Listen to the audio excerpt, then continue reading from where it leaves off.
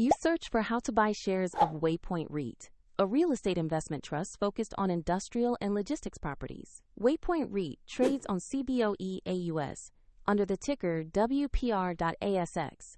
This guide is for educational purposes only and is not financial advice. To buy shares, you need a brokerage account, and here I use eToro as an example to show the steps. After registering, you must verify your account, usually with an ID document, and add funds before you can place an order. Use the platform search bar and enter the ticker WPR.ASX to locate Waypoint REIT. Select the matching listing to open the asset page for the correct company. On the asset page, check the company overview and the price chart to confirm it matches Waypoint REIT. Verify the market is CBOE AUS, and the ticker reads WPR.ASX to ensure you have the right stock.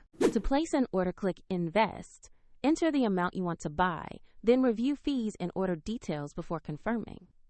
If the market is closed, your order may be queued until it opens, and if you do not have enough funds, the platform will prompt you to add money before final confirmation. After execution, the new position will appear in your portfolio where you can monitor it.